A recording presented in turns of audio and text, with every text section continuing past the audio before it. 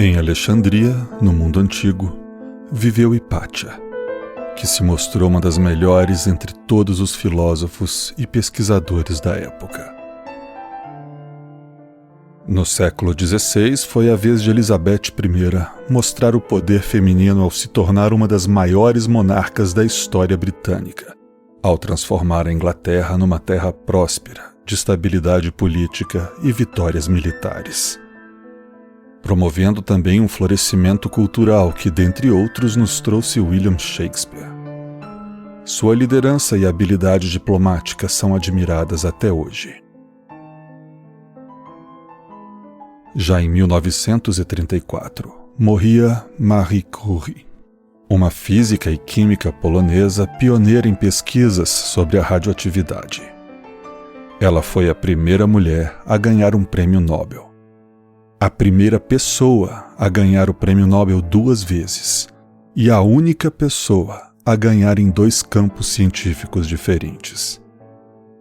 Suas descobertas revolucionaram a medicina e a física, e seu legado continua inspirando cientistas em todo o mundo.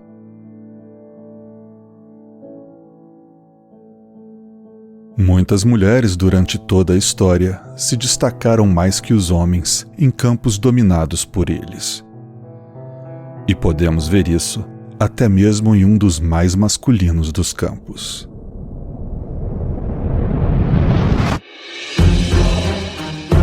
Você está ouvindo um dos primeiros podcasts do Brasil. É o mais antigo ainda em produção e o primeiro do gênero história, e também o primeiro no formato storytelling. Premiado 2 vezes como melhor podcast do Brasil, ficou entre os 10 finalistas para melhor do mundo.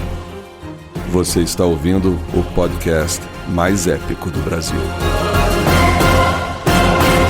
Senhoras e senhores, eu sou o Christian Gurtner e esse é o Escriba Café.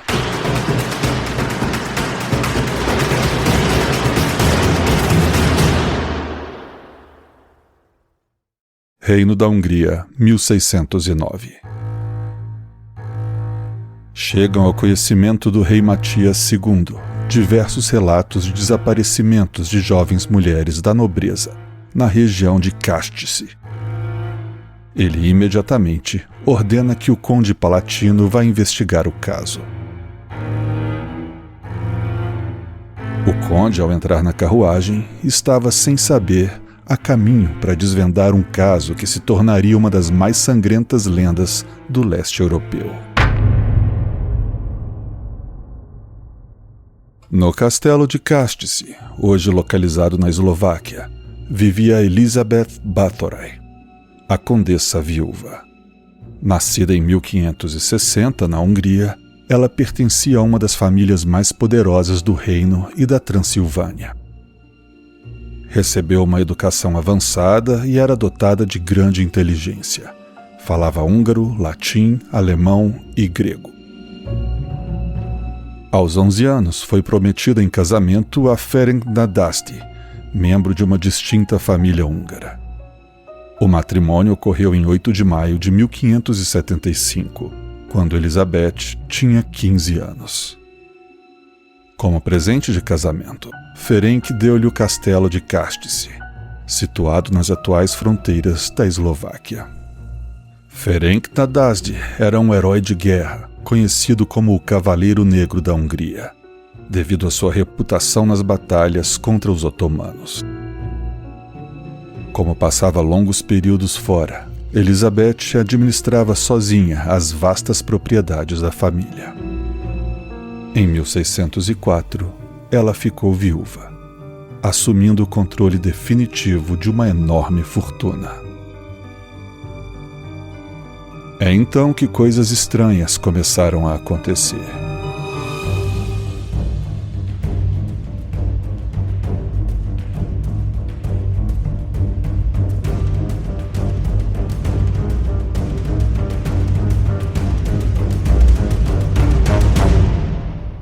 O povoado da região notou que várias jovens camponesas desapareciam após serem convocadas ao castelo com promessas de trabalho. O número de desaparecimentos já ultrapassava centenas, quando, enfim, jovens da nobreza também começaram a sumir. Com a chegada do Conde Palatino, diversas testemunhas relataram histórias de arrepiar. Em busca de beleza e juventude eterna, a Condessa de Batorai teria desenvolvido a ideia de que banhar-se no sangue de virgens a manteria jovem e bela para sempre. Atraía as jovens ao castelo e, com auxílio de alguns criados, torturava e assassinava as moças com extrema crueldade. Elizabeth foi formalmente acusada de matar centenas de mulheres, tornando-se talvez a maior serial killer de todos os tempos. Estima-se que tenha assassinado aproximadamente 600 jovens. Seus funcionários foram condenados à morte. Devido à sua posição na nobreza, Elizabeth não foi levada a julgamento e acabou presa em seu próprio castelo. Foi mantida confinada em um quarto cujas entradas foram seladas, restando apenas um pequeno buraco por onde passavam-lhe comida. Morreu em 1614. No entanto, há décadas, alguns autores adotaram uma linha de pesquisa diferente, sugerindo que a história pode não ser exatamente como foi contada. A lenda criada em torno dos assassinatos pode ter exagerado ou até mesmo fabricado certos elementos, como a macabra acusação de que Elizabeth se banhava no sangue das jovens. Este mito, segundo registros, só apareceu mais de 100 anos após sua morte. No livro Elizabeth Bathory, A True Story, Alexandra Bartosiewicz afirma que não há nenhuma testemunha ocular dos assassinatos e que os interrogatórios eram feitos, em sua maioria, sob tortura. Junto com Alexandra, outros autores defendem a teoria de que o caso foi uma campanha conspiratória contra Elizabeth, que à época era uma das pessoas mais ricas da Hungria. O próprio rei, Matias II, tinha dívidas com sua família. Ao ser condenada, seus bens seriam automaticamente transferidos para a coroa, o que justificaria a trama.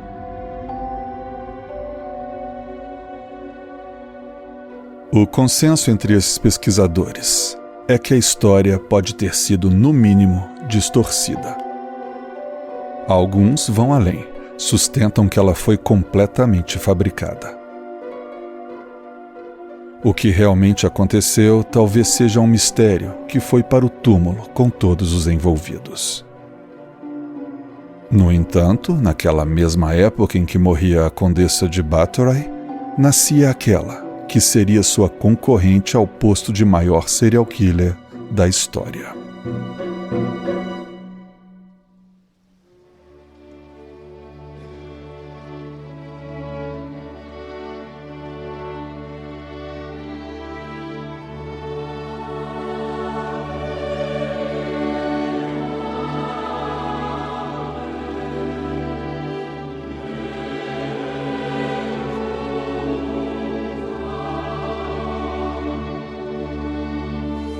Numa fria tarde do ano de 1791, o adoecido compositor clássico Wolfgang Amadeus Mozart estava compondo sua derradeira obra. Em determinado momento, disse à sua esposa que suspeitava que estava compondo aquele requiem para ele mesmo, pois estava sendo envenenado com água tofana.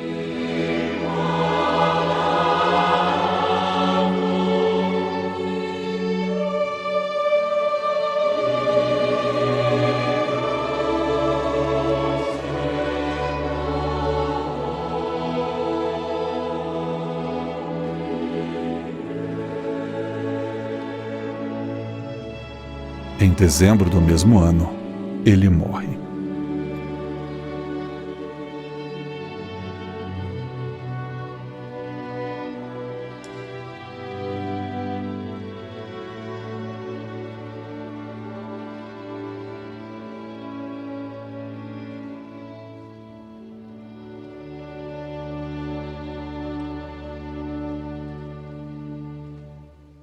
A causa de sua morte nunca foi comprovada, assim como a história da origem do veneno incolor, inodoro e insípido, que matava lentamente e era comumente usado para assassinar suas vítimas sem que elas sequer suspeitassem, e que levou o nome de sua lendária criadora, Giulia Tofana.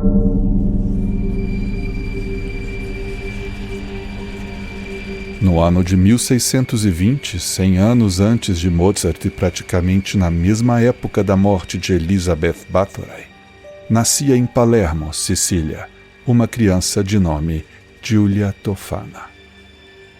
Sua mãe, Tofania D'Amado, cujo passado é sombrio, morreu quando Giulia ainda era muito nova, condenada por assassinar seu marido com veneno. Isso deixaria marcas profundas na adolescente. Giulia casou-se e teve uma filha chamada Girolama Spara. Mas pouco depois, ela fica viúva e se muda para Nápoles.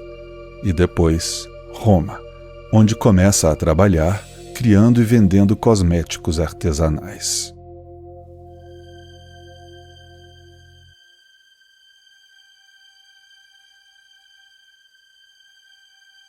A Itália daquela época era marcada pela desigualdade e opressão. Mulheres eram ainda produtos negociados em casamentos políticos ou comerciais.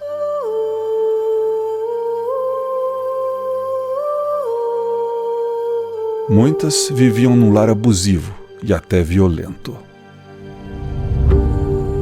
Não havia muitas opções para essas mulheres vítimas desses casamentos arranjados, e tudo o que podiam fazer era contar com a sorte de um bom marido.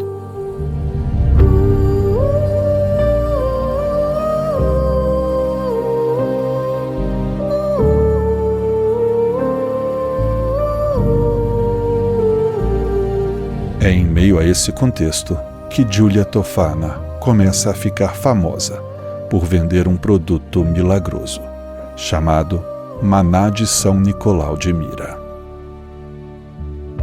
São Nicolau foi um bispo de Mira, que é comumente associado ao Papai Noel.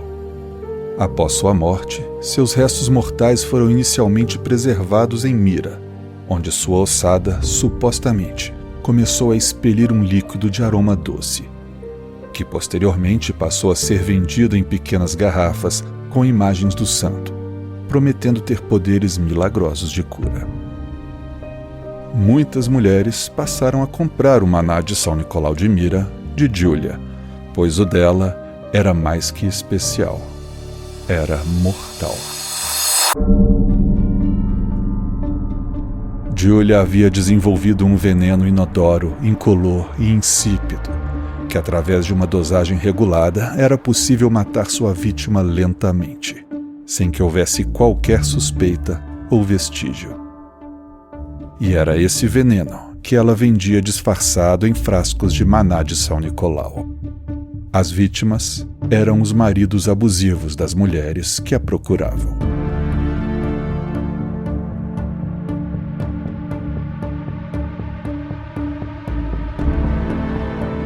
Com o passar dos anos, Giulia, junto com sua filha e algumas outras mulheres de confiança, construiu uma rede de venda e distribuição daquilo que ficou conhecido como Acqua Tofana.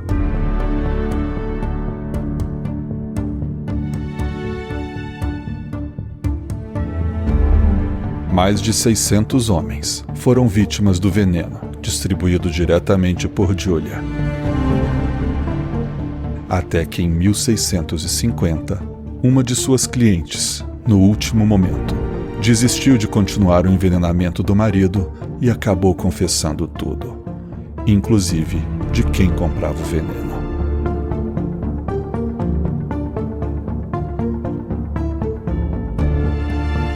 Giulia passou a ser perseguida pelas autoridades e acabou se refugiando em uma igreja, onde naquela época tinha poder de dar asilo a quem quisesse. Mas um boato de que a mulher havia envenenado o abastecimento de água da cidade fez com que uma multidão enfurecida invadisse a igreja e a tirasse de lá. Após dias de brutal tortura, Julia confessou. Ela, sua filha e algumas de suas ajudantes foram executadas.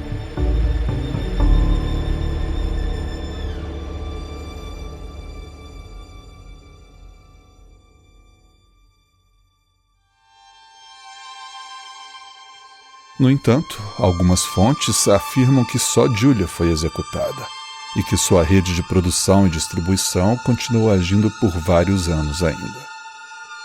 Uma outra versão ainda diz que Julia conseguiu se refugiar em um convento, onde continuou a produção do Aqua Tofana.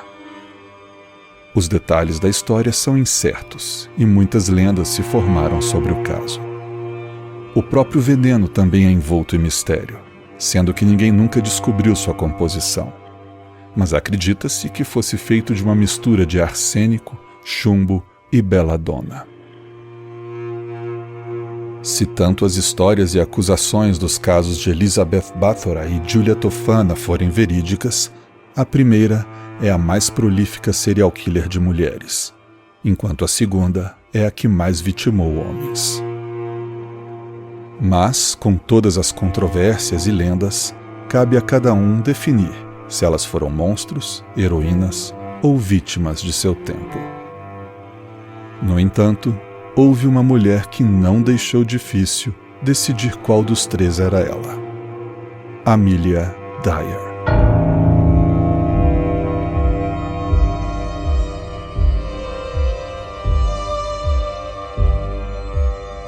Nascida em 1837, perto de Bristol, na Inglaterra, Amelia Elizabeth Hobley recebeu toda a educação possível, tendo grande afinidade por literatura e poesia.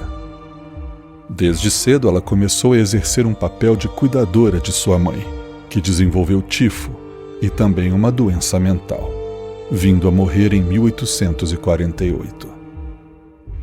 Em 1861, Amelia se casa com George Thomas, que era 35 anos mais velho que ela. Os dois tiveram um filho, mas pouco depois, em 1869, George morre.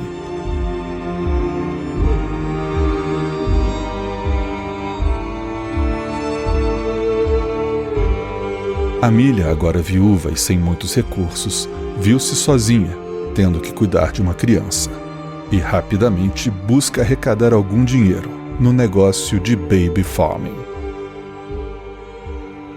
Ela havia aprendido sobre esse tipo de serviço quando recebeu treinamento de enfermeira. Tratava-se de recolher crianças que as mães solteiras não queriam ou podiam cuidar e então passá-las para pais adotivos. Mas Amelia já começou sua carreira de forma suspeita. Anunciou nos jornais que era uma mulher casada e altamente respeitável, e que oferecia um lar seguro e amoroso para crianças indesejadas. Ela cobrava um valor pelos seus serviços que podia chegar a 80 libras, uma pequena fortuna para a época. O dinheiro era usado não só para pagar os serviços da ama, mas também para arcar com os gastos gerados pela criança. E esses consumiam grande parte do valor que a ama cobrava. Mas não no caso de Amelia. Ela tinha outra ideia para lucrar mais. Uma ideia macabra.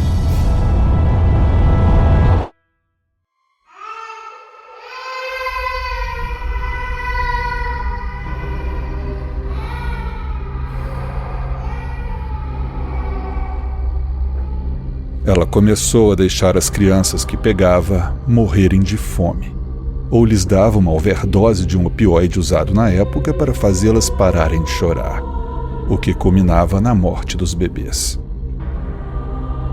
Assim que a criança morria, ela chamava um médico para declarar o óbito. O médico começou a desconfiar da alta quantidade de crianças mortas sob o cuidado de Amelia e a denunciou à polícia. Amelia, no entanto, não foi acusada de assassinato, mas de negligência, o que lhe rendeu somente 6 meses de trabalho forçado.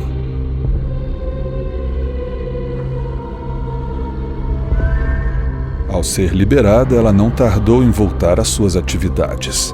Tornou a colocar anúncios oferecendo seus serviços, mas dessa vez variando de nomes e cidades para não levantar suspeitas.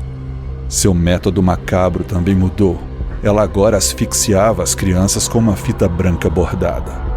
Para não levantar novamente as suspeitas de médicos, ela passou a embrulhar os corpos em linho e jornal e descartá-los no rio. Com isso, ela conseguia matar mais crianças em menos tempo e fazer mais dinheiro. Muitos pais acabaram procurando seus filhos, mas sem encontrar a ama ou as crianças, e então recorreram à polícia, que abriu algumas investigações. Sempre que as autoridades chegavam perto de Amelia, coincidentemente ela se internava em hospitais psiquiátricos.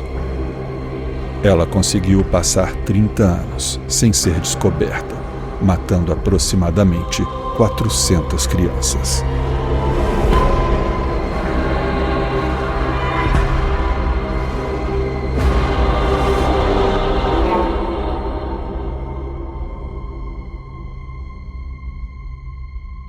No entanto, em 1896, um pescador acabou fisgando o embrulho no rio Tâmisa.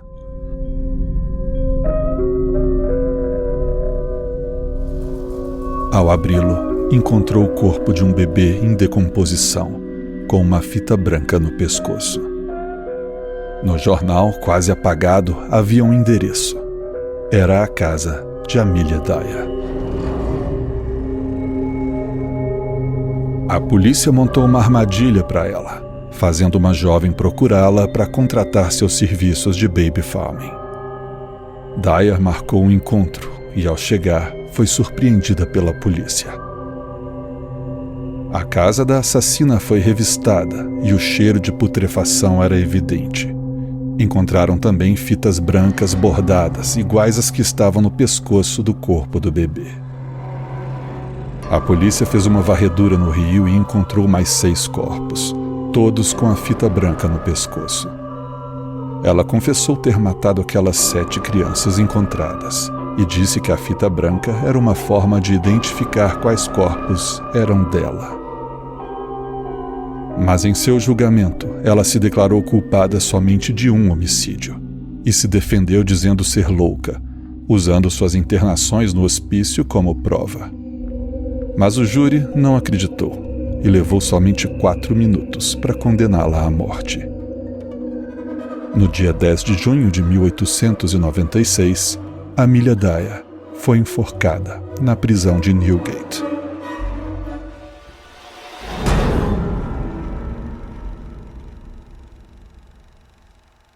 O caso levou toda a Inglaterra a notar o perigoso mercado de baby farming e a regulamentar leis de proteção às crianças. E Amelia Dyer entra, então, no pódio dos maiores serial killers da história.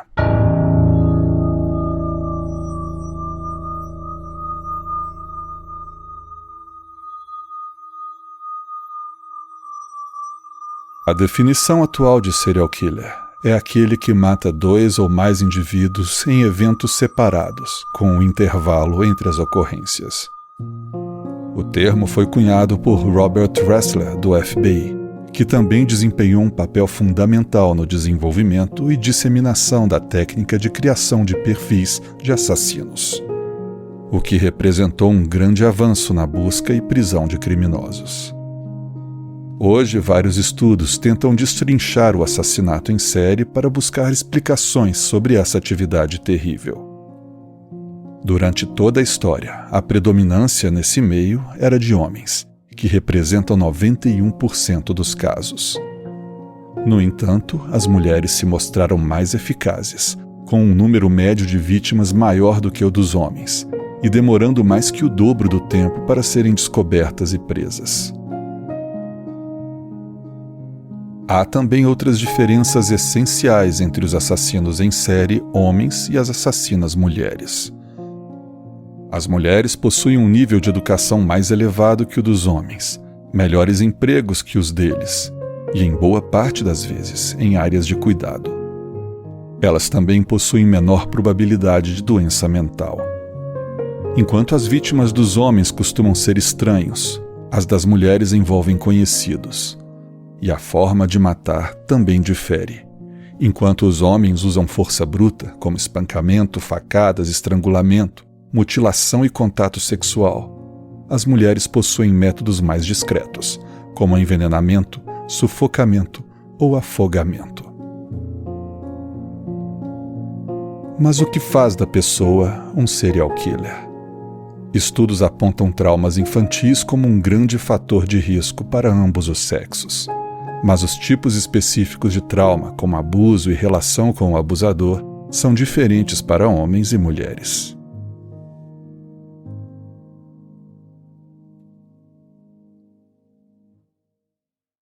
As 3 mulheres desse episódio, caso todas as acusações sejam verídicas e sem exageros, são responsáveis pela morte de mais de 1.600 pessoas. Isso significa que bastariam hoje 15 milhões de serial killers como elas para aniquilar todos os bilhões de humanos do planeta. Mas, ainda bem que a quantidade de serial killers que já passaram pela Terra não chega a alguns milhares. Ou será que eles estão mais discretos? Cuidado, não olhe para trás.